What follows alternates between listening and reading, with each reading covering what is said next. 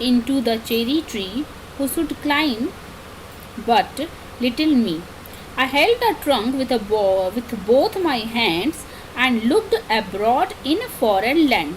So here there is a small child up into the cherry tree who small child है जो कि cherry tree पे चढ़ गया है. Who should climb, climb means चढ़ गया है चेरी ट्री पे. चूँकि वो छोटा है बट लिटिल मी, वो बहुत छोटा है इसलिए वो चेरी ट्री पे चढ़ चुका है. I held the trunk with both my hand, ये छोटा है इस वजह से उसने पेड़ की जो तना है उसे अपने दोनों हाथों से कस के पकड़ लिया है. And looked abroad in a foreign lands. Here abroad meaning is outside the poet's own place, or we can also say different directions. Abroad means different directions, means जो छोटा बच्चा जो पेड़ पे चढ़ चुका है वो छोटा है इसलिए उसने अपने दोनों हाथों से पेड़ की तना को जोर के पकड़ लिया है दोनों हाथों से, और वो ऊपर चढ़ने के बाद डिफरेंट डायरेक्शंस में देख रहा है. Now the second stanza is start with I saw the next door garden lie adorned with a flower before my eye and many pleasant places more that I had never seen before. So here one word is there. I saw the next door garden lie.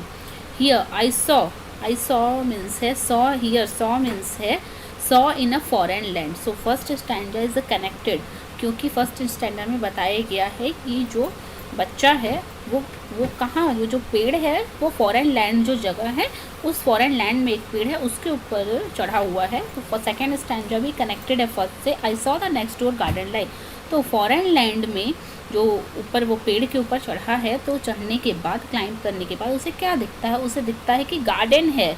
Garden light एडॉर्न with flowers. एडॉर्न means होता है decorated, सजा हुआ है. वो garden किस चीज़ से, flowers से. उसके आंखों के सामने दिख रहा है वो गार्डन बहुत सुंदर तरीके से सजा हुआ है फ्लावर्स से. And many pleasant places more that I had never seen before, और बहुत सी ऐसी जगह है जो इतनी सुंदर है जैसे उस तरह के जगह को उसने उस दिन से पहले कभी नहीं देखा हुआ है. I saw a dimpling river pass and be the sky's blue looking glass. The dusty roads go up and down with people tramping into town. Here in this third para, trampling means when you saw a little hole on the surface of the water. तो यहाँ क्या बताया जा रहा है, poet बता रहा है थर्ड पैराग्राफ में, उसे वहाँ पर एक रिवर के ऊपर, रिवर के सरफेस पे एक छोटा सा होल दिख रहा है. And be the skies blue looking a glass, and जो स्काईज है ऊपर आसमान है वो उसे ब्लू लग रहा है, वो ऐसा ब्लू लग रहा है. लुकिंग ए ग्लास, यहाँ लुकिंग ए ग्लास से मतलब है कि उस आसमान के नीचे जो है रिवर बह रही है, और उस रिवर में जब उस स्काई का इमेज, उसका प्रतिबिंब दिख रहा है तो वो एक ग्लास के जैसे लग रहा है. इतना क्लीन है, इतना ब्यूटीफुल सीन है वहाँ पर देखने के लिए. And the road, the dusty road यहाँ पर इसलिए वर्ड यूज़ किया गया है क्योंकि ये नॉर्मल पक्की सड़क नहीं है, ये कच्ची मिट्टी की सड़क है. Dusty roads go up and down means road समतल नहीं है, वो रोड जो है पक्की रोड नहीं है, कहीं ऊपर है कहीं नीचे है. मीन्स वहाँ पे कोई मीन्स ऑफ ट्रांसपोर्ट जैसे कि बाइक है, कार है, ये सब वहाँ नहीं रन किया जा सकता क्योंकि रोड जो है ऊबड़ खाबड़ है, मट्टी की रोड है, डस्टी रोड्स है. इसलिए लोग वहाँ पर पैदल ही अपने घरों की ओर जा रहे हैं. टैम्पिंग मीन्स होता है walking on a foot into town. अपने घरों की ओर लोग उस रोड पे डस्टी मिट्टी से भरे हुए रोड पर चल के अपने घरों की ओर पैदल ही जा रहे हैं. For the fourth stanza, if I could find a higher tree farther and further, I should see. यहाँ पे पोइट क्या बोल रहा है कि अगर मुझे जिस ट्री पे अभी वो बैठा हुआ है, जिस चेरी ट्री पे, अगर वो क्या ढूंढ रहा है इससे भी ऊंचा, अगर कोई उससे भी ज़्यादा लंबा ऊंचा ट्री अगर मुझे दिख जाए तो शायद मैं और ज़्यादा यहाँ जितना मुझे दिख रहा है उससे और ज़्यादा खूबसूरत चीज़ें देख पाऊँ जो और दूर दूर हैं. To where the grown up river sleeps, into the sea among the ships। क्या बोल रहे हैं यहाँ पे कि अगर मुझे और ज़्यादा ऊंची पेड़ मिल जाए तो शायद मैं या और आगे का भी देख सकूं।